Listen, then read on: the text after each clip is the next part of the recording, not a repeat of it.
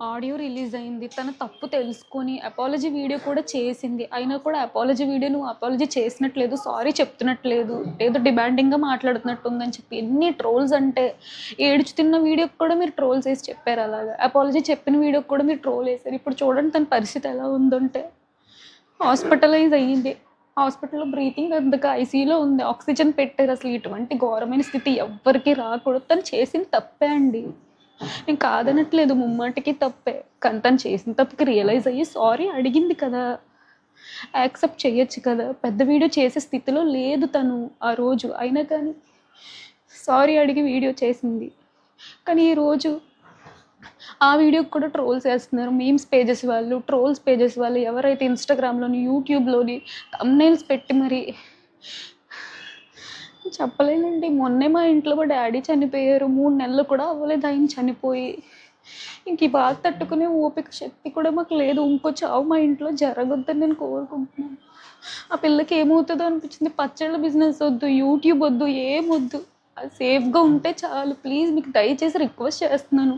ఈ trolls, memes ఏవైతే ఉంటే కొంచెం ఆపండి. మిమ్మల్ని రిక్వెస్ట్ చేసుకొని అడుగుతున్నాను.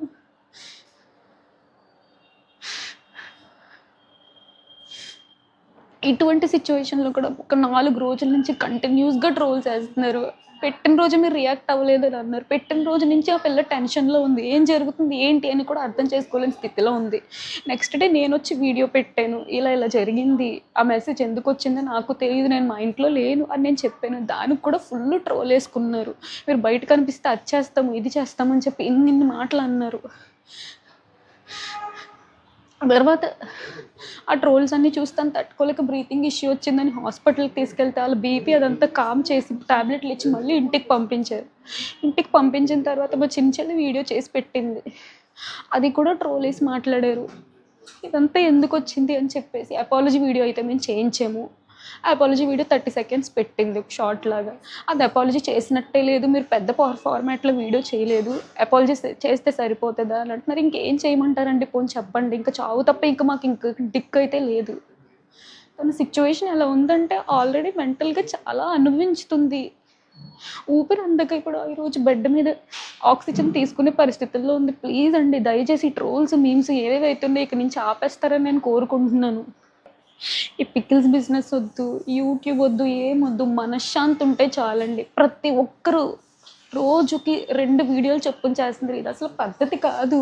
ఎవరైతే యూట్యూబ్ ఛానల్స్ వాళ్ళు ఉన్నారో, ఎవరైతే మీమ్స్ పేజెస్ ఉన్నారో వాళ్ళంతా ఫోటోస్ వాడుకొని మరీ చేస్తున్నారు. సంబంధం లేకపోయినా మా ఫోటోస్ కూడా వాడారు. సరే అది నేను చెప్పాను. అది వదిలేసేయండి. ఇప్పుడు ఈరోజు ప్రాణం మీదకొచ్చిందండి. ఇప్పుడు ఏమన్నా అయితే ఎవరు రెస్పాన్సిబిలిటీ తీసుకుంటారు? చెప్పడానికి మా డ్యాడీ కూడా లేరు. ఏదైనా క్షమించే తప్పు ఉంటదండి. మరి ప్రాణం తీసేంత తప్పైతే ఏది ఉండదు కదా! ఇంక తను ప్రాణాల మీదకి తెచ్చుకున్న పరిస్థితి వచ్చింది. ఇంక అర్థం చేసుకోండి.